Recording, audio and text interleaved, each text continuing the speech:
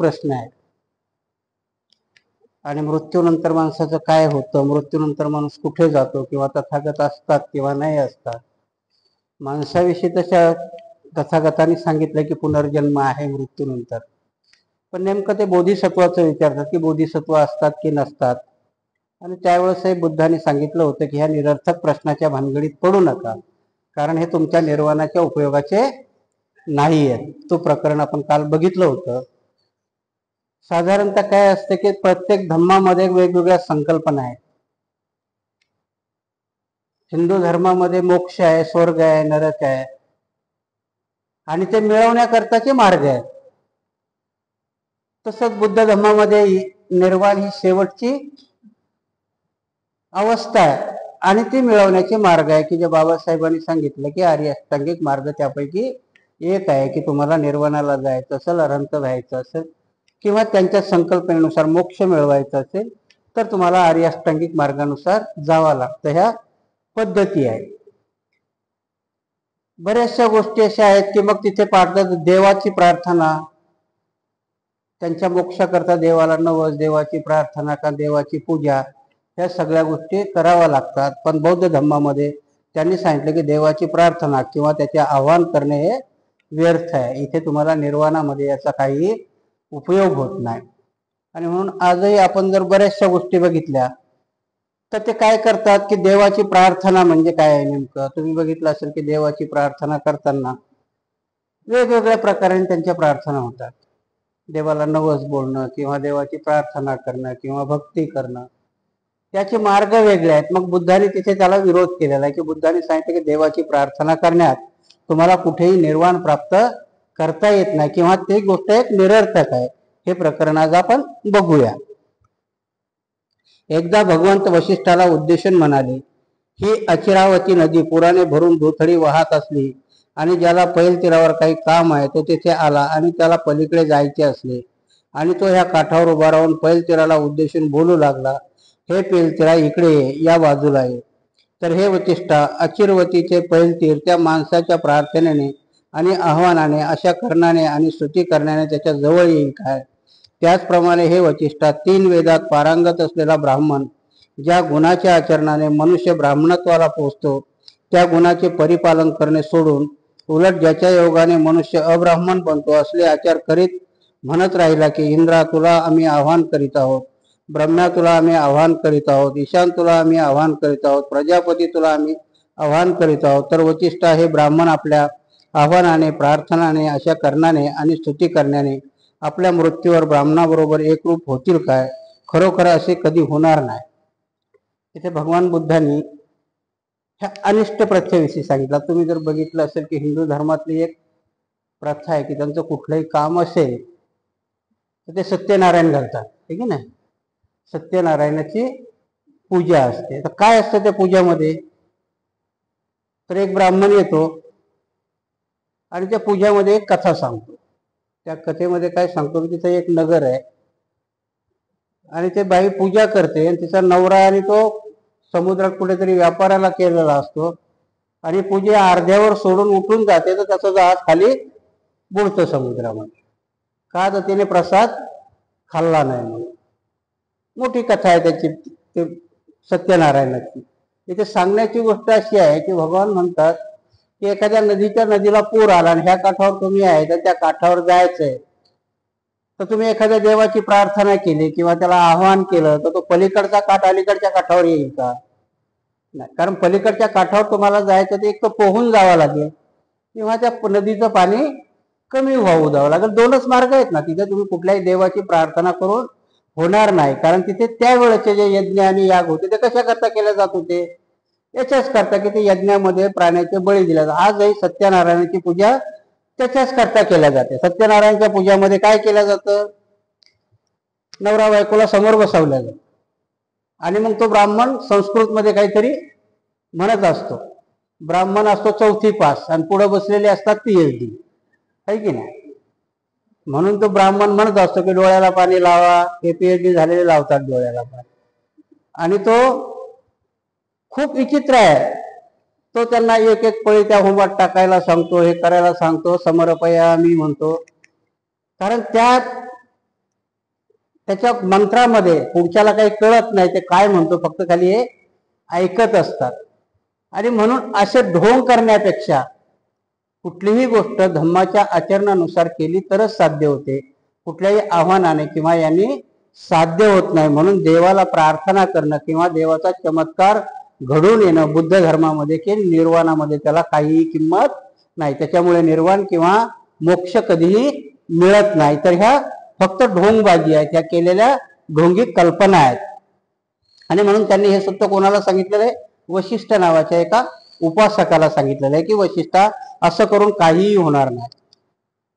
दुसरं प्रकरण आहे, विशिष्ट अन्न सेवनाने मनुष्य पवित्र होत नाही. आता बऱ्याचशा गोष्टी अन्न सेवनाच्या सांगितलेल्या. मागे आता गणपती झाला, तुम्हाला माहिती आहे की नाही मला माहित नाही, पण गणपतीला त्यांचं आवडतं खाद्य काय माहिती आहे का तुम्हाला? मोदक. आणि त्याच्यानंतर दुर्वा. दुर्वा म्हणजे काय असतं? गवत उगवतं ना, ते गवत. तर भगवान बुद्ध म्हणतात की असं विशिष्ट अन्न सेवन किंवा हे केल्याने तुम्हाला कुठलंही निर्वाण मिळणार नाही. तर तुमचा जो नेहमीचा आहार आहे किंवा जे शरीराला पोषक आहे तेच घेतलंय. अति करण्यातही फायदा नाही आणि कमी करण्यातही फायदा नाही. आणि म्हणून भगवंत म्हणतात की विशिष्ट अन्न सेवन केल्याने मोक्ष मिळतो किंवा माणूस पवित्र होतो असं काही होऊ शकत नाही. एकदा एक ब्राह्मण भगवंताला भेटला आणि त्याच्या अन्नाचा माणसाच्या शिलावर होणाऱ्या परिणामाचा प्रश्न काढला. तो ब्राह्मण म्हणाला, ज्वारी, ताड आणि माड यांची फळे, डाळी, कंदमुळे आणि अंकुर हे अन्न सदाचाराने मिळवून सेवन केल्याने चांगले जीवन जगण्यास प्रेरणा मिळते. मृतमांस खाणे हे वाईट आहे. यावर भगवंतांनी उत्तर केले, तू म्हणतो की आपण पक्ष्याच्या मांसाची निवड पक्वान्ने खातो आणि मृतमांसास स्पर्श करत नाही, तर मग तू मृतमांसाची व्याख्या तरी कशी करतोस? परत आपण मागे बघितलं होतं की भगवंतांनी मांस खाण्याला मनाई केली नाही आणि होकारही दिला नाही. कारण देवदत्तांनी जेव्हा या 2-4 अटी भगवंताला सांगितल्या होत्या की आपल्या संघामध्ये आपण हे अनिवार्य करा, तेव्हा भगवंतांनी सांगितलं होतं की अनिवार्य करण्याची काही गरज नाही. ज्याला खायचं ते खातील, ज्याला नाही खायचं ते नाही खाणार. तिथं हे सूक्त आहे की तिथे ते ब्राह्मण भगवंताला विचारतो की ज्वारी, बाजरी, अन्न, डाळे असं अन्न सेवन करून जी पवित्रता माणसामध्ये मिळते ते तू मेलेलं मांस खायला सांगतो लोकांना, तर हे चुकीचं नाही का? तर भगवंत त्याला विचारतात की तू नेमकी मृत मांसाची व्याख्या काय करतोस? मी मागे तुम्हाला जसं अहिंसेचं एक व्याख्या सांगितली होती की हिंसा म्हणजे काय आहे की नेमकं आपण कुठल्या तरी प्राण्याचा जीव घेणं, याला आपण हिंसा म्हटलं. बाबासाहेब आंबेडकरांनी महात्मा गांधीला सगळ्यात हिंसक म्हटलं. तर महात्मा गांधीने कोणाचे खून केले होते का? नाही. पण तरी त्यांना हिंसक म्हटले बाबासाहेब. कारण का? बाबासाहेबांनी मोठ्या मुश्किलीने तुम्हाला मिळून आणलेल्या सवलती ह्या माणसानं उपोषण करून घालवल्या. पुन्हा पॅक्ट आहे की नाही? म्हणून त्या माणसाने कितीतरी दलितांची हत्या केली, त्यांच्या अधिकाराची हत्या केली. तो प्रकारची एक हिंसा होती. तसंच आहे इथे. मृत मांस खाणं म्हणजे काय? नुसतं एखाद्या प्राण्याचंच मांस खाणं आहे का? भगवान बुद्ध याची खूप वेगळी व्याख्या करतात. भगवान बुद्ध म्हणतात की मृत मांस मी कशाला म्हणतो? की मृत मांस फक्त एखाद्या पक्ष्याची किंवा एखाद्या जनावराची, जसं तुम्ही मांस आणता त्याचे मिष्टान्न करून खाता, आणि मी सांगितलं की मृत मांस खायला काही हरकत नाही. परंतु तुम्ही मृत मांसाची व्याख्या माझी खूप वेगळी आहे. ती व्याख्या कशी तर ती आपण बघू की भगवान बुद्ध कशाला म्हणतात मृत मांस. हे ब्राह्मणा, यावर भगवंताने उत्तर दिले. तो म्हणतो की आपण पक्ष्याच्या मांसाची निवडक पक्वाने खातो आणि मृत मांसाला स्पर्श करत नाही, तर मग तू मृत मांसाची व्याख्या कशी करतोस? हत्या करणे, शरीर विद्रूप करणे, मार देणे, बांधून ठेवणे, चोरी करणे, खोटे बोलणे, बनावट गोष्टी करणे, कपट व्यभिचार करणे ही सर्व मृत मांस भोजनेच आहेत, मांस भोजने नव्हेत. आणि भगवान बुद्ध म्हणतात इथे की नुसतं ते मृत मांस म्हणजे हिंसा करणंच आहे का? तर नाही. खोटं बोलणं, चोरी करणं, एकमेकाची चाहडी करणं हे एक प्रकारचं मृत मांस खाणंच आहे.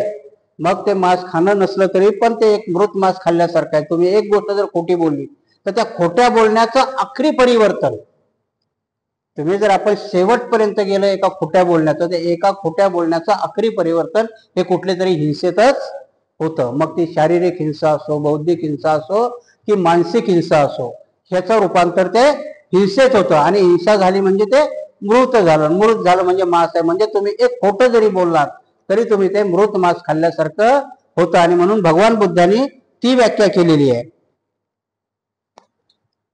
काम भोगाची लालसा, खाण्याबाबत वकवक, अस्वच्छ जीवन, परम असहिष्णुता, सर्व मृतमास भोजनाचे आहेत.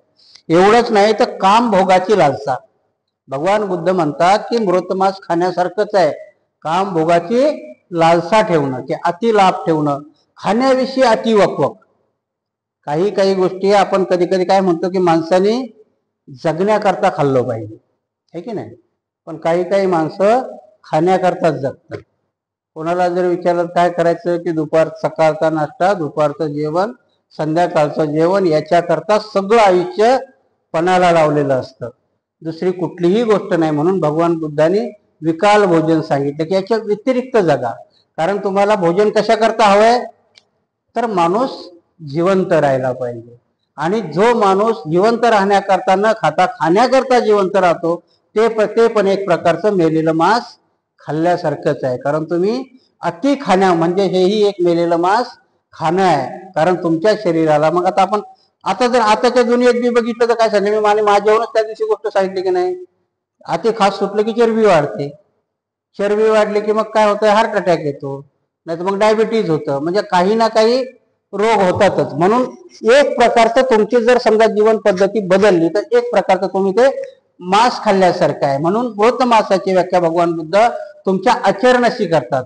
की नुसतं मृत मांस खाणं म्हणजे एखाद्या पक्ष्याचं किंवा एखाद्या प्राण्याचं मांस खाणं नाही, तर तुमच्या आचरणातील वाईट गोष्टीत तुमचं वाईट वागणं हे एक मूर्त मांस खाण्यासारखंच आहे. त्याला काम भोग हेच म्हटलंय.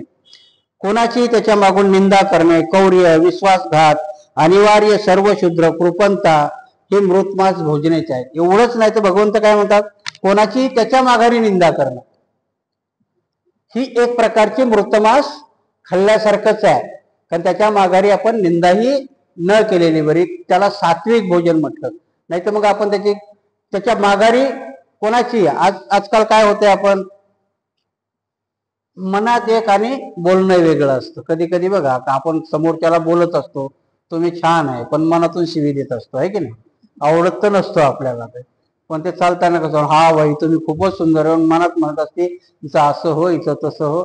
म्हणजे वरनं बोलणं वेगळं आणि आत वेगळं. म्हणजे आतून आपण हिंसा करत असतो आणि वर येऊन सद्भावना दाखवत असतो. म्हणून आत मनात वेचलेली कृती हे एक प्रकारचं मृतमांस खाणंच आहे. भगवान बुद्ध बघा तुमच्या वर्तणुकीला किती मोठी किंमत देतात, की म्हणजे आतून बाहेरून परिशुद्ध असलं पाहिजे माणसाने. म्हणजे कोणाची चुगली करणं, त्याच्या पाठीमागं चहाडी करणं, ह्याही गोष्टी खूप वाईट आहेत. ह्या एक प्रकारच्या मृत मांस खाण्यासारख्या आहे. मी जेव्हा तुम्हाला एक माझ्या जीवनातली गोष्ट सांगतो, की मी गृहस्थी जीवनात होतो तेव्हा असंच वर्षावासामध्ये मला भारतीय बौद्ध महासभेवाले प्रवचन द्यायला बोलवायचे. माझ्याकडे विषय दिला होता की महिलाच महिलाच्या कशा दुश्मन आहेत, हा विषय माझ्याकडे होता. विहारामध्ये प्रवचन असायचं. मग शनिवार रविवार मला प्रवचन द्यायला बोलवायचे. मला काय, मी पहिल्या वेळेस गेलो तर भरपूर बाया होत्या आणि ते प्रकार बी चांगले होते. काही समवयस्क, काही मध्यम वयाच्या, काही म्हाताऱ्या. आणि मग माझं पहिल्या दिवसचं प्रवचन सासूबाईवरती होतं. मग मी सासूवरती प्रवचन दिलं. आता सासूवर प्रवचन दिलं म्हणजे मी सासूचे दोषच सांगणार ना, की सासू कशी वागते, काय कसं करते. त्या दिवशी प्रवचन दिलं तर पुढच्या वेळेस गेलो तर म्हाताऱ्या म्हाताऱ्या बाया गायब होत्या. सगळ्या सुनबाई जवान लक्षात नाही आलं, संख्या सारखीच होती. पण तिसऱ्या वेळेस जेव्हा मग सुनेवरती प्रवचन होतं माझं, मग आता सुनेवर प्रवचन देणार तर मी सुनेचे दोष सांगितले. आणि मग तिसऱ्या वेळेस गेलो तर फक्त 4च बाया होत्या. भंतीजीला विचारलं असं का झालं, म्हणे पहिल्या वेळेस तुम्ही सासूचे दोष सांगितले तर सासूबाई काही आल्या नाही, पण सुनबाईनी त्यांच्या सुनबाईला फोन करून सांगितलं प्रवचनकार खूप चांगले आहेत, म्हणून त्या सासूबाईच्या सुना आल्या होत्या. आणि दुसऱ्या वेळेस म्हणजे तुम्ही सुनबाईला वाईट बोलले, मग सुनबाई गेल्या. आणि म्हणजे आता या 4 जणी आहेत, तर म्हणजे या लग्न होऊन आल्या तेव्हा यांना सासूही नव्हती आणि आता यांना सुनाही नाही, म्हणून या 4 जणी आल्या. सांगण्याची गोष्ट अशी असते की आपण कुठल्या गोष्टीला वाईट म्हणायचं आणि कुठल्या गोष्टीला चांगलं म्हणायचं. कारण जोपर्यंत आपण आपल्याला कोणी चांगलं म्हणते तोपर्यंत आपण त्या गोष्टीत रमवून राहतो. पण ज्यावेळेस आपले व्यंग काढल्या जातात, ज्यावेळेस आपली उणीव दाखवल्या जाते, त्यावेळेस मात्र आपल्याला पुढचा माणूस आवडत नाही. तसंच आहे की आपण कधी कधी काय म्हणतो की त्या लोकांनी काय सांगितलं, मागेही तुम्हाला मी सांगितलं की ब्राह्मणांनी मटण खाणं का सोडलं? यज्ञ कशा करता होत होते? मटण खायलाच यज्ञ होत होते. कारण त्या यज्ञाच्या नावाने आजही तुम्ही जर गेलात, तुम्हाला आता माहिती आहे की नाही माहिती, जावळं काढताना बोकड्या कापतात, आहे की नाही? गावाकडे मुलाची जावळं काढायचे, ते अख्खाचं अख्खं बकरू ते खंडोबा खाते का? त्याला रक्त नाही तर खुरं बिरं दाखवतात फक्त, खाली पायाची खुरं देवाला, आणि अख्खं मांस ह्या बाकीच्या याला खायला. म्हणजे खायचं कोणाला असतंय? यांना. असंच त्या जमान्यामध्ये ब्राह्मणाला खायचं असतं, कारण नाव देवाचं केलं त्यांनी. बकरू कापायचं खंडोबाच्या नावानं, सगळ्यांना मिळून खायचं. तसंच त्यावेळेस यज्ञ करताना त्याच्यामध्ये गाई, म्हशी, घोडे हे कापल्या जायचे आणि रक्त तेवढं यज्ञात टाकलं जायचं आणि बाकी हे सगळे खायचे. त्याच्यावरतीच भगवान बुद्धांनी आक्षेप घेतला की केवढं मोठं कौर्य आहे. म्हणून खरा गायीचा संरक्षक कोण आहे? तर भगवान गौतम बुद्ध आहे. त्यांनी यज्ञ बंद केले. खरं गायीचा हत्या भगवान बुद्धांनी बंद केली, कारण तोपर्यंत ब्राह्मण ती गाय कापून खात होते, कारण ते यज्ञात बळी देत होते. पण जेव्हा पूर्ण बौद्ध धर्म वाढीला लागला आणि त्यांनी पानाती पाता वेरमणी हे दिलं, तेव्हा ब्राह्मणाच्या लक्षात आलं की नाही नाही, हे बुद्धाचा धर्म का वाढायला लागला? तर यांनी हत्येवरती कंट्रोल केलं, आणि म्हणून त्यांनी यज्ञामध्ये हत्याच काय, पण त्यांनी गायीला आईच करून टाकली आणि गाय कापणच करून टाकलं. मग वेळी माणसं म्हणायला लागली. बुद्धाने एक टोकाची भूमिका सांगितली का? कुठली नाही. बुद्धाने अकरण हत्या करायला नाही सांगितली, कारण जर तुम्हाला तेवढंच सांगितलं असतं तर शेतीच करता नसती आली ना. कारण गाय जर आई आहे तर तिचं होणारं पिल्लू आपला बहीण नाही तर भाऊच होईल ना. तर बैल झोपूनच शेती करत होते की नव्हते? त्यांना त्रास द्यायला मग बुद्धाने त्यावेळेस सांगितलं होतं की नका बैल नका झोपू, राजाला सांगितलं करा त्याला घोडे नका झोपू, नाही असा अटकाव नव्हता केला. कारण बुद्धाची कुठलीही शिकवण ही शाश्वत शिकवण होती की जिथे अकारण कशाला त्रास होणार नाही ते करू नका. आणि म्हणून इथे मांसाविषयी, मटण खाण्याविषयी, सगळ्या गोष्टीविषयी बुद्धाने एकदम सिद्धांतिक त्यांचा हेतू घेतलेला आहे. आणि त्या हत्येची त्यांनी वेगवेगळी कारणं सांगितली. म्हणून मी शिलामध्ये कधी सांगताना आपण पानाती पाता वेरमणी म्हणजे हत्याच करायचं असं नाही की अकारण करणार नाही, कुठलीही विनाकारण मी हत्या करणार नाही. पण जर काही कारणास्तव करायची गरज पडली तर मग मात्र त्या हत्येला बुद्धाने नाकारलेलं नाहीये. कारण याची उदाहरणं बरीच आहेत. कारण बुद्धाने सैन्यात जायलाही परमिशन दिलेली आहे. म्हणून बुद्धाने अकारण हत्येला मनाई केली. तशीच इथे मांस खाण्याला, तर त्यांनी मांस खाण्याच्या मांसाची व्याख्या त्यांनी मृत मांसाची व्याख्या त्यांनी शिलाशी केलेली आहे की तुम्ही खोटं बोलणं, चहाडी करणं, चुगली करणं, एवढंच काय की तुमची कामुक भावना, एवढंच काय की तुम्हाला अति खाणं, यालाही त्यांनी मृत मांस खाण्यासाठी संबोधन केलेलं आहे भगवान बुद्धांनी.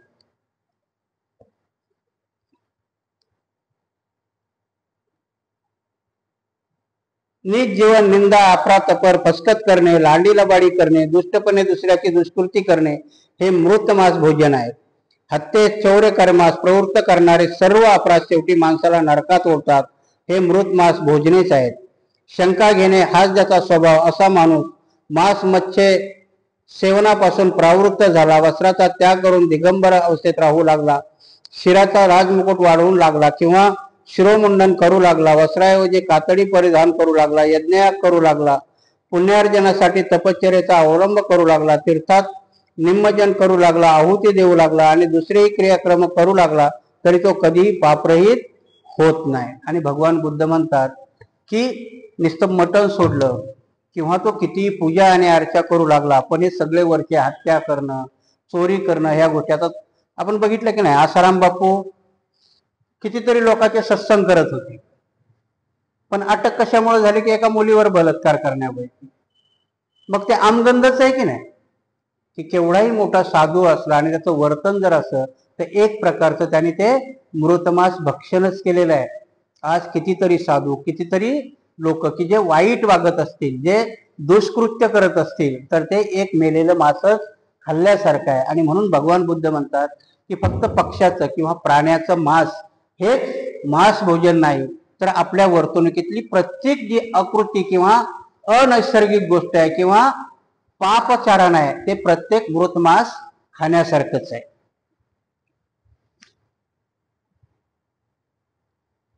आपल्या इंद्रियावर प्रभुत्व मिळवा, आपल्या सामर्थ्याने संयम करायला शिका, सत्याची कास धरा आणि करुणामय व्हा. जो सत्पुरुष सर्व बंधनाचा त्याग करून दुःखावर विजय मिळवतो, त्याने काहीही ऐकले पाहिले तरी त्याला दोष लागत नाही. भगवंतांनी उच्च विमोचक सत्य मृतमास म्हणजे काय याचे केलेले निरूपण आणि दुःख निरोधाची शिकवण ऐकून तो ब्राह्मण भगवंतापुढे नम्र झाला आणि भिक्खू संघात आपणाला समाविष्ट करून घ्यावे अशी त्यांनी विनंती केली. आणि भगवंतांनी हेच सांगितलं की तुम्हाला सत्यवचनाने वागा, कुठल्याही प्राण्याची हत्या करू नका, खोटं बोलू नका, आपलं जीवन हे एकदम चांगल्या मार्गाने जगा. यालाच मृत मांस भक्षण नाही म्हटलं. नाही तर मग तुम्ही कितीही गाईचं मटण सोडलं किंवा मटण खाणं सोडलं आणि तुमच्या कृती मात्र जर वाईट असेल तर ते एक प्रकारचं मृत मांस खाल्ल्यासारखंच आहे.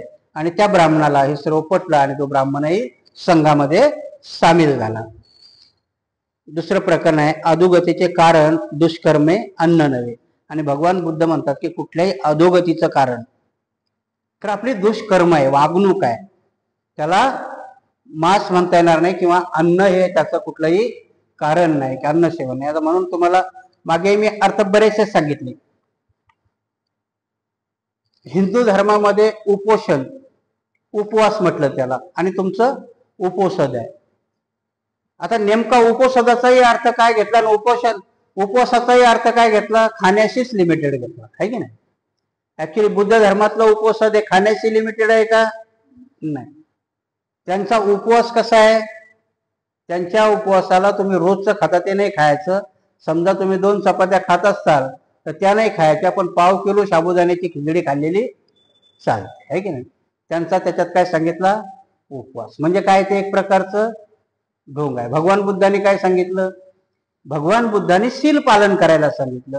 आणि शिलामधला एक प्रकार आहे फक्त खाली की विकाल भोजना वेरमणी, की त्या दिवशी. आणि तेही का सांगितलं विकाल भोजना, की कारण तुम्ही जर जास्त खाल्लं तर तुम्हाला ते शिल पाळता येणार नाहीत. कारण आजही तुम्ही जर गेलात की पहिली उपवासाच्या दिवशी पहिलं काय करता, तुम्ही विहारात गेला तर वंदना करता, वंदना केल्यानंतर ध्यानाला बसता, ध्यानाला बसल्यानंतर मग 12च्या आत जेवण करता. त्या दिवशी मग तुम्ही अंगावर दागदागिने घालत नाही, उच्च आसनावर झोपत नाही.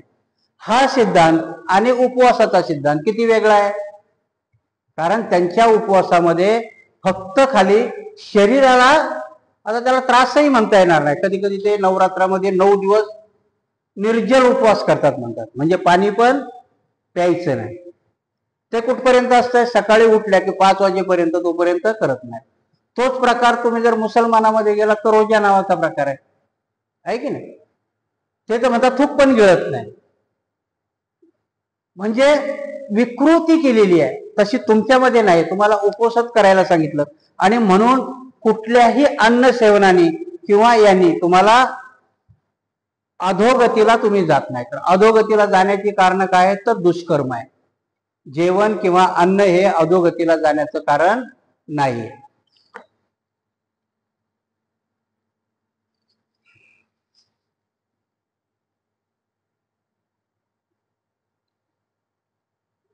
आमगंध नावाचा एक ब्राह्मण हिमालयात आपल्या शिष्यगणासह राहत असे. तो आणि त्याचे शिष्य मत्स्य मांस खात नसत. प्रतिवर्षी आपला आश्रम सोडून ते क्षार आणि आम्ल पदार्थाच्या शोधार्थ खाली उतरत असत. ज्या गावात ते उतरत तेथील रहिवासी 4 महिन्यापर्यंत मोठ्या सन्मानाने त्याचे आदरातिथ्य करीत असत. एकदा भगवंताने त्या गावाला भेट दिली. भगवंताचे धर्म निरूपण ऐकून ते गावकरी त्यांचे श्रावक बनले. त्या वर्षी आमगंध आणि शिष्यगण प्रतिवर्षीप्रमाणे त्या गावात आले असताना ग्रामवासियांनी त्यांच्या संबंधी फारसा उत्साह दाखवला नाही. आमगंध नावाचा एक ब्राह्मण होता. तो डोंगरावर राहायचा आणि 4 महिने खाली यायचा. कशाला, तर तेला मिठाचं खायला. तोपर्यंत ते कंदमुळं फळं बिळं असंच खाऊन जगायचे. परंतु त्या गावामध्ये भगवंत गेले आणि भगवंतांनी ही सगळी प्रवचनं दिली की अशी नाटकं करायची काही गरज नाही. तुम्ही जे नेहमी खाता ते व्यवस्थित खा, म्हणजे कंदमुळं खायची ना अशीच काही गरज नाही, ने खाता. आता मग त्याच्यानंतर काय झालं, भगवंतांनी प्रवचन करून भगवंत निघून गेले.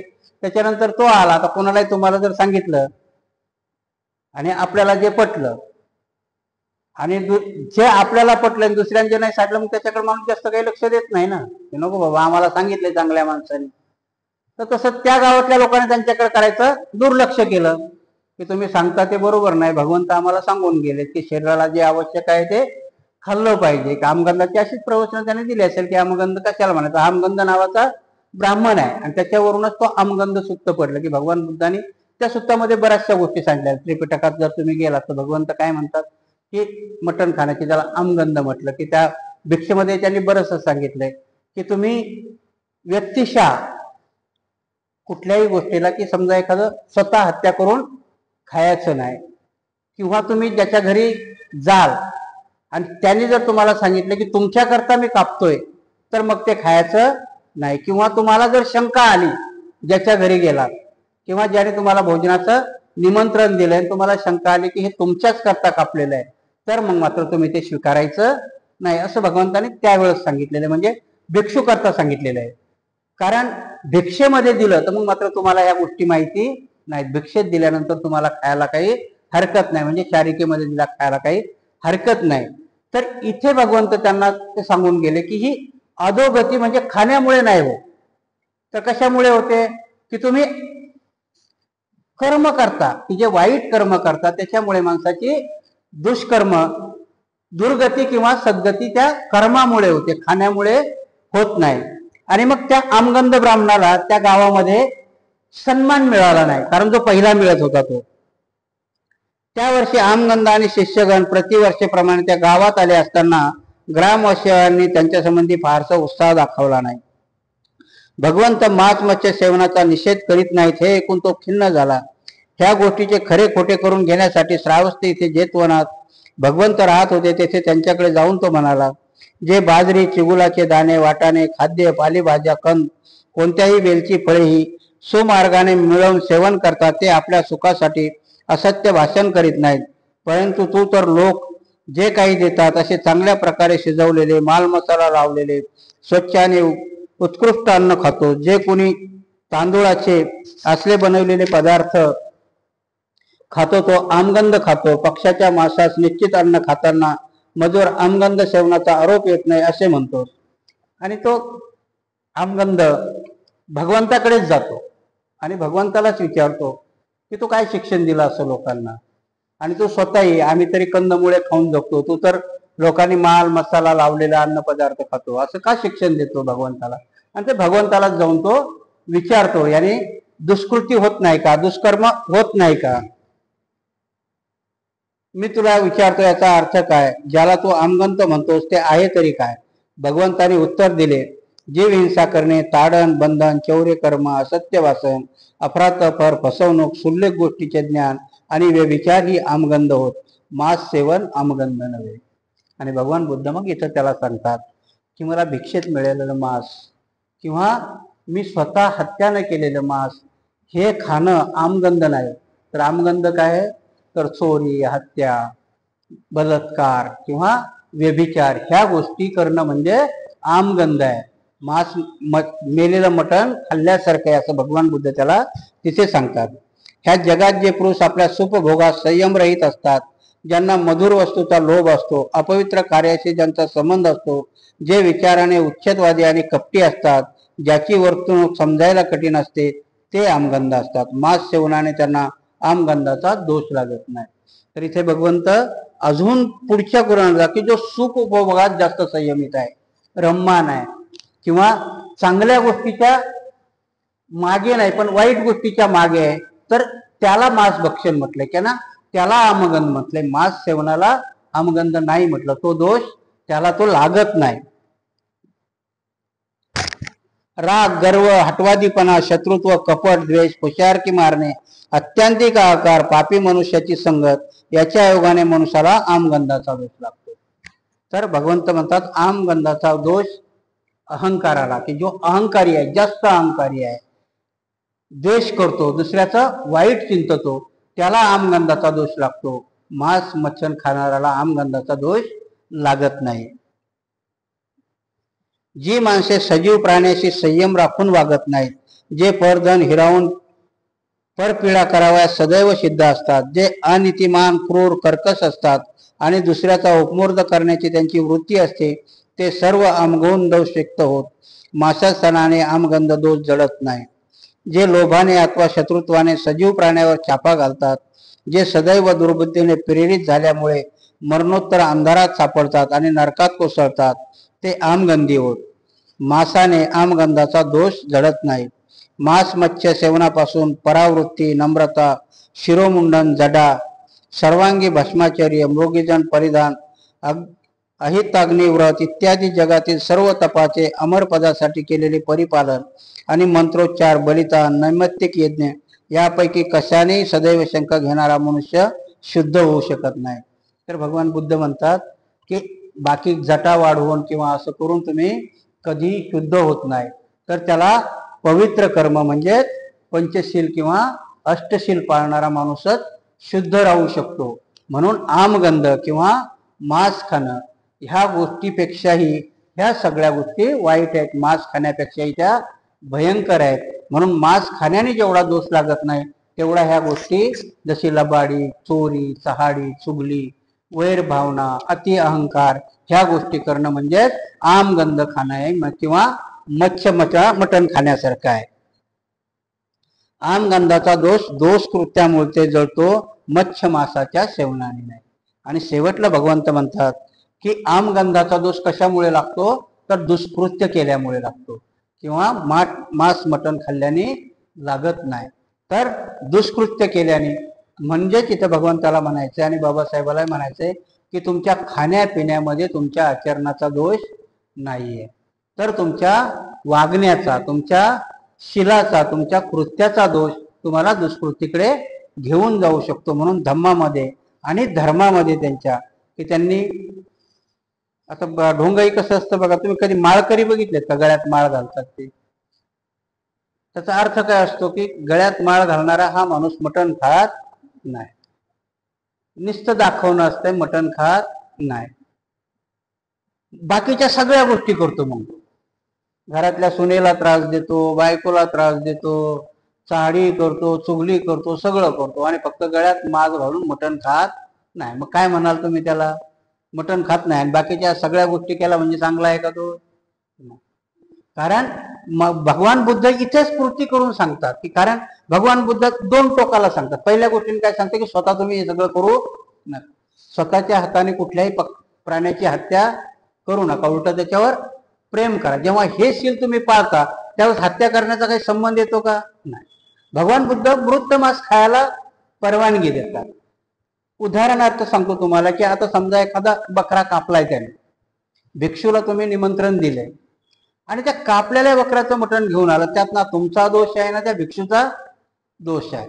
कारण कापून पण जर तुम्ही भिक्षूला म्हटलात की भंतेजी घरी या, मी तुमच्याकरता कोंबडं कापतो, तुमच्या हातानेच कापलं, गरज आहे का काही कापायची? त्या भंतेजीला ज्वारीची भाकर चालेल ना? गरज आहे का काही ते करायची? काही गरज नाही ना. इथे ती हत्या आहे.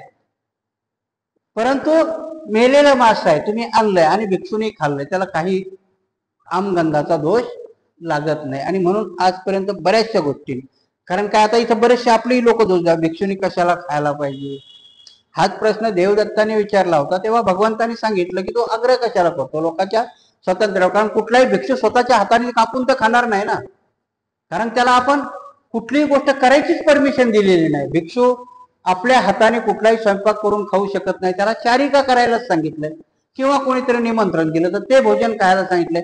म्हणजे पहिल्याच गोष्टी तो हाताने हत्या करू शकतो का? नाही. आणि मग जर एखादी चारिका करताना त्याला भिक्षेमध्ये जर ते भोजन मिळालं असेल तर त्याने ते खाल्लेलं काय वाईट आहे? कारण त्याने नाकारण्याचंही नाही सांगितलं. विनयामध्ये कुठलीही भिक्षा नाकारायला पण बुद्धाने नाही सांगितली. मी मागे तुम्हाला आमच्या इथे एका भंतेजीची गोष्ट सांगितली होती ज्याने 7.5 लाख रुपये दिले. कारण आजच्या कथेमध्ये पैशाचं दान ही एक प्रकारचं चारिकाच आहे. म्हणून भंतेजी बोलले होते की विनयामध्ये सांगितले की तुम्ही जर अर्थदान करत असाल तर तुमची सद्गती मात्र पुढच्या जन्मामध्ये तुम्ही अशा स्थितीत जाल की तिथे तुम्ही उपाशी राहणार नाही, तुम्हाला पैशाची कमी पडणार नाही. परंतु तुम्ही जर ते दान नाकारलं तर त्याची पारमिता नाकारताय तुम्ही. कारण बुद्धाने पारमिता करायला सांगितलं ना तुम्हाला. आणि दान ही एक पारमिता आहे. आणि मग दान पारमिता जर आता तुम्हाला दान करायचं तर आणि ते सत्पात्री करायला सांगितलंय. भगवान बुद्धांनी असंच दान वाटायला सांगितलं का? नाही. ते चांगल्या ठिकाणी गेलं पाहिजे. आणि मग चांगल्या ठिकाणी तुमच्यातली भावना कुठे असेल की चांगलं दान एक तर विहाराला द्या, चांगलं दान कुठेतरी एखादी शाळा बांधत असेल त्याला द्या, किंवा चांगलं दान भिक्षूला द्या, कारण भिक्षू ही चांगल्याच कामाला उपयोगी पडेल. आणि ते दान जर नाकारलं तर तुम्ही ती भिक्षा नाकारताय असा त्याचा अर्थ होईल. म्हणजे त्याच्या पारमितेला तुम्ही अडथळा करताय. आणि म्हणून भंतेजीने ते पैसे परत देताना फार श्रीलंकेच्या भंतेजीपर्यंत विचारलं की मला, कारण त्याला त्याचा दोस्त नाही लागणार, मला लागला तर लागू लागला, पण त्याने दिलेलं दान आम्ही त्याला जर परत करतोय तर त्याला त्याच्या पारमितेमध्ये तरी काही अडथळा येणार नाही का? आणि मग तेव्हा श्रीलंकेच्या भंतेजींनी सांगितलं की त्यांनी कुठल्या चित्ताने दिलंय.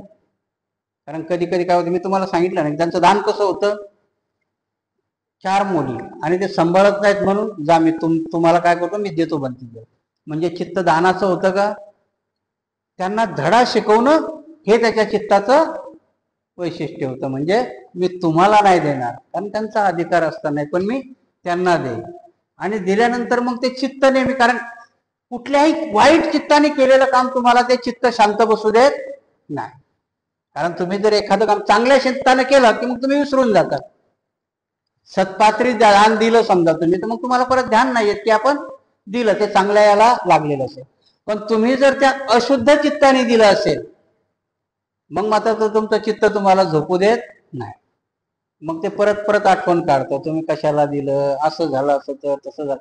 म्हणून चांगल्या चित्ताने न केलेलं काम भोजनाने होते का? नाही. तुमच्या चित्ताने तुम्ही कसं काम केलं त्याने तुमची दुर्गती होते. दुसरं उदाहरण तुम्हाला सांगतो, इथेच बजाज नगरचं आहे.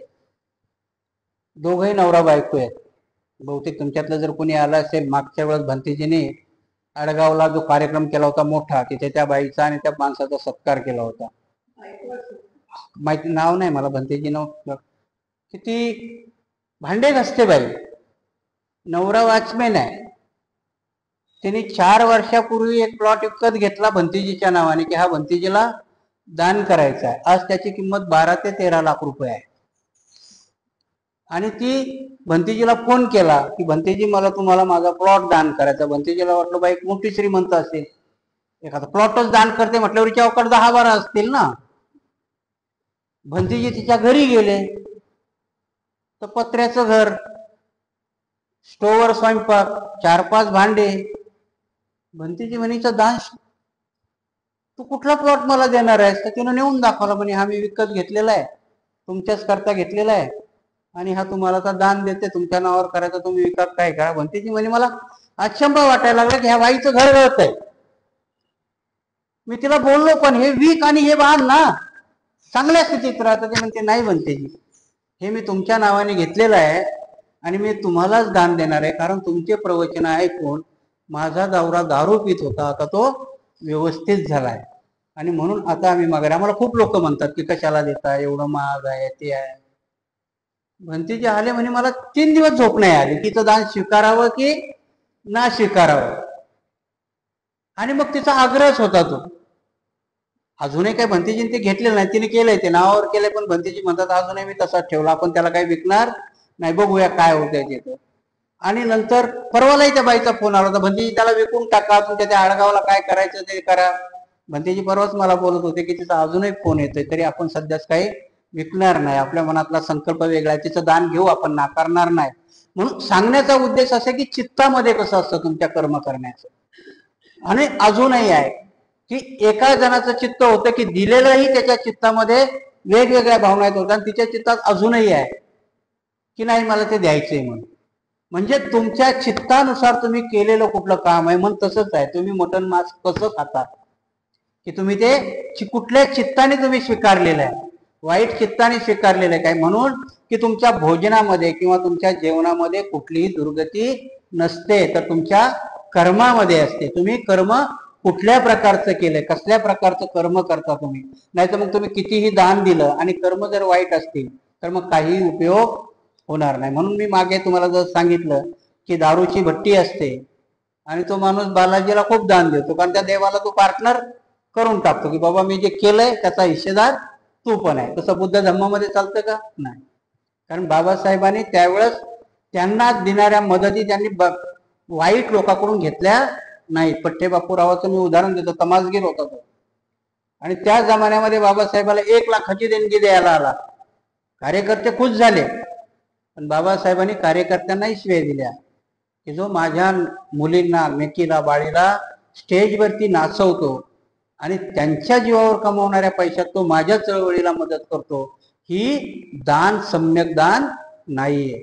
आणि म्हणून बाबासाहेबांनी ते दान स्वीकारले नाहीये. भगवान बुद्धांनी त्यावेळेस वन स्वीकारली, वन स्वीकारली ना, विहार स्वीकारली. म्हणून दानही स्वीकारताना आणि दानही देताना दान देत्याचंही चित्त त्या प्रकारचं असावं, तर स्वीकारणाराही त्या लायकीचा असावा. आणि म्हणून की आमगंधामध्ये किंवा भोजनामध्ये तुम्ही भोजन कुठल्या प्रकारचं स्वीकारताय त्याला किंमत नाही, तर तुमची वागणूक कशी आहे, तुमची कृती कशी आहे, तुमचं कर्म कसं आहे, कर्मावरती तुमची दुर्गती किंवा सद्गती अवलंबून असते. आणि म्हणून भगवान बुद्ध सांगतात की तुमच्या जेवणाला किंवा भोजनाला दुर्गती नसून तुमच्या कर्माला दुर्गती आहे. जो लोभाने अथवा शत्रुत्वाने सजीव प्राण्यावर छापा घालतात ते सदैव दुर्बुद्धीने प्रेरित झाल्यामुळे मरणोत्तर अंधारात सापडतात आणि नरकात कोसळतात. ते आमगंधी होत. मासा सरणे आमगंधाचा दोष जळत नाही. ज्याने आपली इंद्रिय जिंकली आहे, जो त्याचा संयम करतो, जो धर्मरहित आहे, सरळपणा, मार्दव्य, ज्याला आनंद वाटतो, या ठिकाणी विषय शक्ती नाही, त्याने दुःख निरोध केला आहे, तो शुद्ध मनुष्य. जे पाहतो ते ऐकतो त्यापैकी कशाच्याही आहारी जात नाही. आमगंधाचा दोष दुष्कृत्यामुळे ते जळतो, मत्स्य सेवनाने नव्हे. म्हणून इथे सांगितलं की तुम्हाला कुठलंही मांस, मटण की जेव्हा ती आपण हत्या न करता केलं तर त्याचा तुम्हाला आमगंधाचा दोष लागत नाही. तर दोष कृत्य केलं, वाईट कृत्य केलं तर तुम्हाला त्याचा दोष लागतो.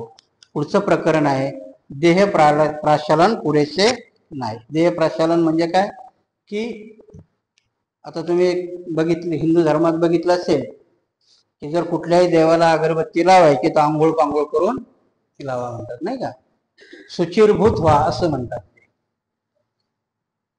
म्हणून कुठलीही गोष्ट करायची तर त्यांचं गंगेमध्ये जाऊ नये, ते पापाचं पापक्षालन करतात. बऱ्याच वेळेस मी सांगितलंय तुम्हाला तो गंगेचा किस्सा याचा आहे.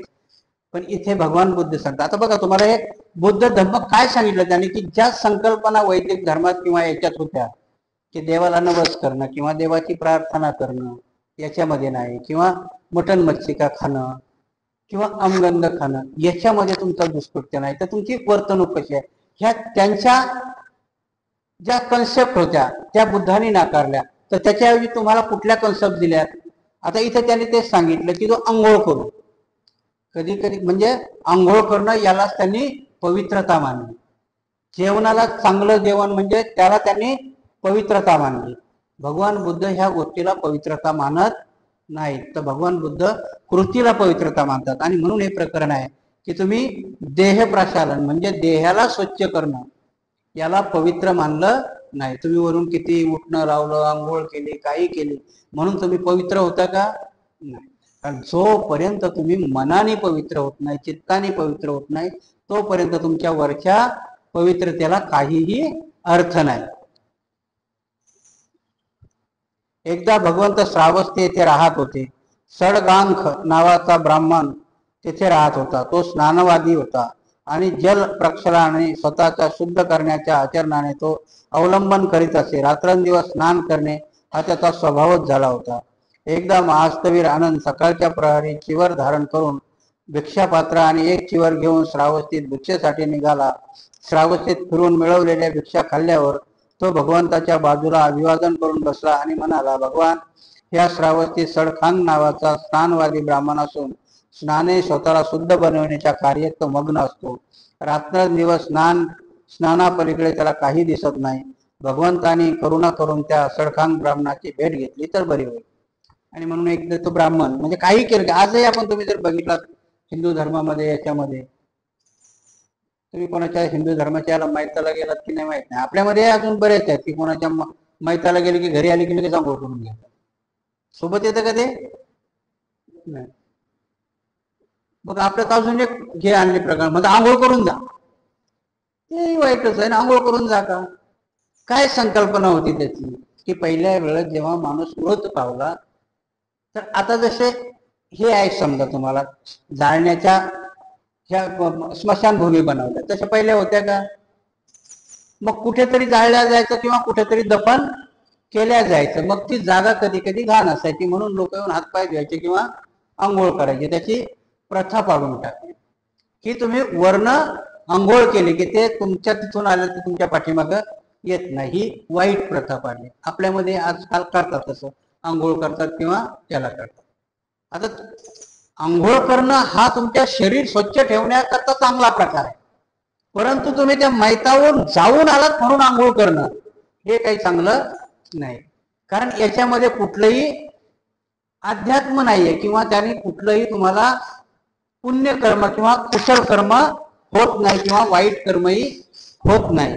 आणि म्हणून त्या ब्राह्मणाने तो बी काय करायचा, तर भगवंताने सांगितलं का असं बघितलं की काही झालं, आजही त्यांच्यामध्ये तीच संकल्पना आहे की माणसं गंगेला का जातात, बनारसला काशी म्हणतात. ऍक्च्युली संकल्पना काय की लोक मरायला तिथे जातात, आजकाल काशीला जातात. म्हणून मी मागे विनोदाने म्हणायचो की नरेंद्र मोदीने आपला मतदारसंघ कुठे घेतला, बनारस. काशी ना, माणसं कशाला जातात तिथे, मरायला जातात.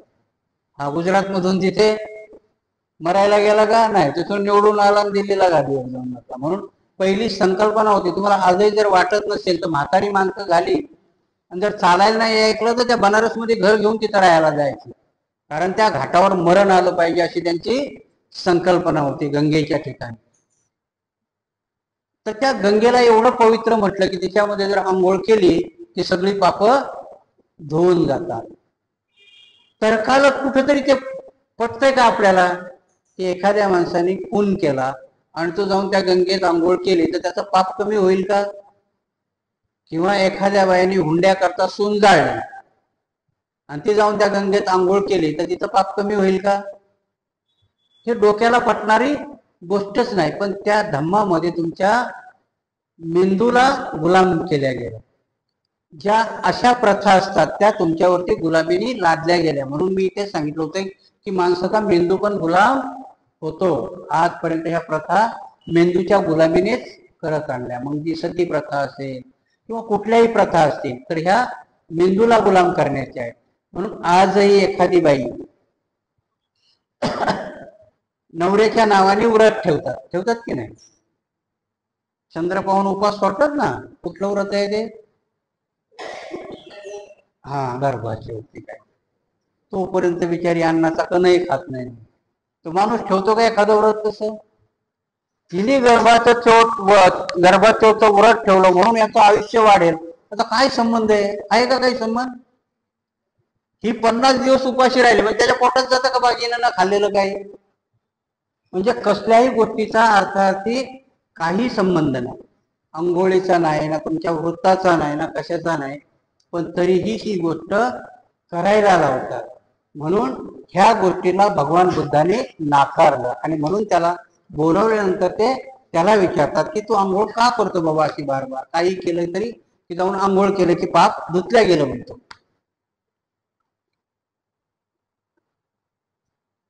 भगवंताने आपल्या मौनाने त्यात संमती दिली. दुसऱ्या दिवशी सकाळी भगवंत चिवर चढवून व एक चिवर आणि भिक्षापात्र हाती घेऊन त्या सडखांग ब्राह्मणाच्या घराकडे निघाले. तेथे जाऊन ते आसनावर बसले. सडखांग ब्राह्मण भगवंताजवळ आला. त्याने त्याचे स्वागत केले आणि कुशल प्रश्न त्याच्या झाल्यावर त्याच्या बाजूला बसला. तो स्थानापन्न झाल्यावर भगवंताने त्याला विचारले, ब्राह्मणा, लोक तो म्हणतात तू स्नानवादी असून रात्रंदिवस स्नान करून स्वतःला शुद्ध बनविण्याचा प्रयत्न करीत आहेस, हे खरे आहे का? श्रमण गौतमा, हे सर्व खरे आहे. मग हे ब्राह्मणा, स्नान व्रत धरून तू काय मिळवणार आहेस? गौतमा, हे व्रत अशासाठी आहे, दिवसात जे काही पाप मी करतो ते त्याच संध्याकाळी मी धुवून टाकतो. अशा रीतीने माझ्या स्नान व्रताने मी स्वतःला शुद्ध राखण्याचा प्रयत्न करीत आहे. भगवान म्हणाले, धर्म हा एक तडांग आहे जो स्वच्छ व निर्मल आहे. जो या तडांगात निमज्जन करतात ते सर्व धर्मज्ञ आणि सर्वांग शुद्ध होऊन पैल तीरावर जातात. यावर सडखांग ब्राह्मण म्हणाला, वा छान. श्रमण गौतमा, मला आपला शरणागत उपासक करा, आजपासून मरेपर्यंत मी आपला आश्रय करणार आहे. भगवंतांनी त्याला विचारलं तर तो सांगतो की मी सकाळी जे बी काही वाईट कृत्य करतो ते संध्याकाळी आंघोळ केले की माझं धुवून जातो. तर भगवंत त्याला म्हणतात, इथे भगवंतांनी तडांग हा शब्द वापरलाय. तडांग म्हणजे तलाव. धम्म हा एक काय आहे, एक असा तलाव आहे. भगवंत सांगतात की तुला अशी अंघोळ करायची गरज नाही. तुझं धम्माच्या तडांगामध्ये म्हणजे धम्मरूपी तलावामध्ये तू जर या सगळ्या शिलाचं आणि याचं पालन केलं तर तुला अशी बार बार अंघोळ करायची गरज पडत नाही. कारण धम्म हा असा तडांग आहे की तो माणसाला आतून बाहेरून परिशुद्ध करतो. इथं बाबासाहेबांनी थोडंसं घेतलं असेल म्हणूनच मी सांगितलं की हा ग्रंथ समजायला कोबीचे तडांग आणि धम्म म्हटलं की ज्याच्यामध्ये तू अंघोळ करशील. मग काय आला याचा अर्थ? तडांग म्हणजे धम्माचा तडांग, धम्माचा तलाव. मग तुम्हाला पूर्वपास जाऊन जावा लागेल. आर्य सत्य आहे, पंचशील आहे, अष्टशील आहे, तुम्हाला आर्य अष्टांगिक मार्ग आहे, हे सगळं सांगितलं असेल ना, तेव्हा त्या ब्राह्मणाचं हे झालं असेल की तू निश्चित त्याच्यात डुबकी मारून तुझं पाप धुतलं जाणार. नाहीतर तुला धम्माच्या तडांगामध्ये म्हणजे धम्माच्या तलावामध्ये स्नान करावं लागेल. असं वरवरचं स्नान करून तुला कधी शुद्धी प्राप्त होणार नाही. तर धम्माच्या तलावामध्ये म्हणजे धम्मचरणानुसार धम्माच्या मार्गाने चालल्यानुसार सर्व पवित्र होईल किंवा सर्व शुद्धी मिळेल. ते जर तू केलं तरच शुद्धी आणि पाप शालन होईल. म्हणून त्या ब्राह्मणाला इथे पटतं आणि तो ब्राह्मण भगवंताच्या संघामध्ये सामील होतो.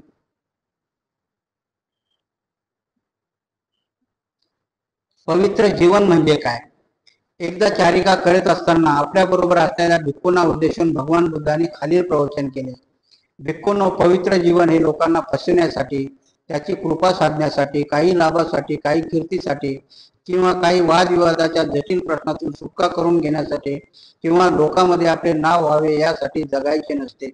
भिक्खू शरीर आणि वाणी याचे नियंत्रण करण्यासाठी कोणत्याही प्रकारची अशुद्धता, आसक्ती आणि तृष्णा यापासून उन्मोचन करण्यासाठी एक पवित्र जीवन जगायचे असते. आणि भगवान बुद्ध पवित्र जीवनाचा अर्थ सांगतात की पवित्र जीवन आजही तुम्ही हिंदू धर्मामध्ये, ख्रिश्चन धर्मामध्ये किंवा मुसलमान धर्मामध्ये गेला तर सगळे विधी आहेत त्यांची पवित्र करण्याची. जोपर्यंत ख्रिश्चनचा बाप्तिस्मा होत नाही तोपर्यंत तुम्ही पवित्र होत नाही किंवा ख्रिश्चन होत नाही. मुसलमानामध्ये जोपर्यंत मुंज होत नाही. आणि परत दुसरी गोष्ट सांगतो तुम्हाला की स्त्रीला धर्माची सहचारिणीची मान्यता कुठल्याच धर्मामध्ये दिलेलीच नाही. सगळे विनय जे केले ते कोणाकरता केलेले? पुरुषाकरता. म्हणून ख्रिश्चनामध्ये बाप्तिस्मा फक्त पुरुषाचा होतो, स्त्रीचा होत नाही. स्त्री ऑटोमॅटिक ख्रिश्चन असते. आपल्याकडे कसं नवरा मास्तर असला की बाई ऑटोमॅटिक मास्तरी म्हणतात की नाही. ती अनाडी ते बिना शिकलेली जरी असली तरी नवरा मास्तर असले काय म्हणतात, ओ मास्तरीन बाई. डॉक्टर असला तर ओ डॉक्टरीन बाई. आता हिला इंजेक्शन देता येत नाही तरी बाई डॉक्टरीन. तसं धर्माचं केलेलं आहे की बाई बामणीन कशी आहे, नवरा बामण आहे म्हणून बाई बामणी, नवरा मुसलमान आहे म्हणून बायको मुसलमान. कारण नवऱ्याची मुंज नवऱ्याची सुनता होते, बाईची सुनता होत नाही. माणसाचा बाप्तिस्मा होतो, बाईचा बाप्तिस्मा होत नाही. ब्राह्मणामध्ये मुलाची मुंज होते, जानवं घातल्या जाते. बाईला जानवं बघितलं जातं.